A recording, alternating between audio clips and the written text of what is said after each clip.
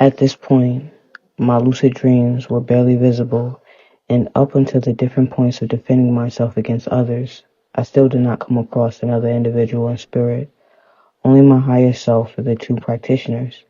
Although powerful spiritually, there were so many things I had to learn for myself internally to take myself to the next level.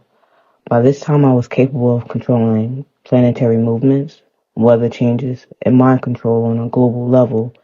If anything, those were the easiest powers to learn because I naturally conducted energy so easily, and my emotions were stable, both of which are quite important when consistently keeping your focus at different levels of energy usage. 2 years in, and I still wanted to elevate my knowledge, but I became restless with so much redundant work. Every day the sun comes up, and then the moon. Every day the climate is chosen, and life grows or dies out. Souls are bridged to the next realm, and portals are opened and closed. It sounds exhilarating at first, and I assure you it is, but I wanted more out of this life. I'm not just Ra. I'm a parent, an individual committed to a marriage, and a creator of energy. What is life without the possibilities of expansion, love, exploration, and creation? I began to miss home and the endless projects I had started before coming to this construct, and my mind and body started to reject the idea of being here for an extended period of time. Each day I was doing the miraculous missions, closing dimensions, defending humanity from foreign species, fighting wars against marine spirits and deviant entities, providing healthier life opportunities for the less fortunate, and ultimately judging the most guilty at a time in recent history. And that's when it happened. One afternoon, I was flying in the skies over the Atlantic towards North America.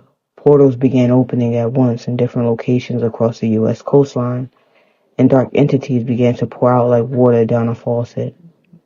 My mind went into overdrive, noticing the scale of the amount pouring out the portals. Different species from multiple timelines converging on this one to attack humanity. There is no coincidence at the timing of it all, when humanity was experiencing loss and turmoil in 2022. Sometimes I look at movies and think about the hero complex and the groups coming together to defeat evil, and after a moment, I realize no one would be coming. It was just me. Most times humanity does not even know they are being invaded, but I had time that day. It's obvious there was a mass sacrifice. Life was exchanged for wealth, and in return a portal opening was requested by the entities as payment. A selfish spiritualist thought accumulating some form of wealth was a fair trade for the entity and occupancy of human vessels. I do not. Without thinking, I put up a barrier on each portal to stop the outpouring of spirits trying to enter the construct, and replicated myself until there were millions of me surrounding the surface of the planet. Each soldier dressed in gold armor with different arrays of looks that I utilized throughout time and weaponry only the heavens could create.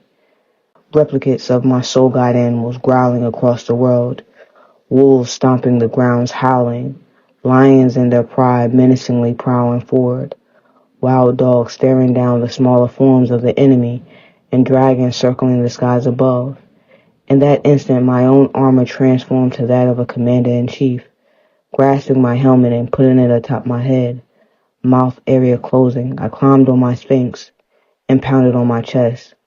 Like a symphony across the world, each soldier repeating the gesture. It was as if we were the heartbeat of Gaia, and the enemy stared in awe.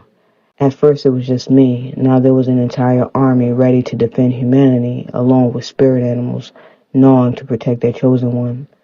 I looked around and started to trot slowly, until my sphinx began to run, and all soldiers on heavenly horses started to pace alongside me, all closing in around the enemy. How many times had they invaded this species unbeknownst to them, while at their lowest vibration? Not today, or ever again. My heart rate picked up to speeds unprecedented. I had not been tested in this lifetime until this moment, but once a warrior, always one. Reaching the edge of a cliff, my sphinx leaped, soaring, wings spread, and I stood up. Pulling out my short spear and pointing it at the enemy, I spoke softly. Kill them all. Leave none. Take their souls to hell. Taking a forward leap through the skies, I took aim at the largest enemy soldier I could find and pulled back my spear. aimed true, and threw it across a few states to land between the eyes of a tall fellow, belting out commands. His party looked on in horror as the shock entered his eyes and despair as his body fell to the ground dead. Instantly appeared in front of him, pulling the spear out and thrusting it into the next individual next to him, lifting his body from the ground and throwing him miles across. My eyes locked on everyone behind him. It was in that moment understanding entered their minds. No one was going to survive. Not one soul.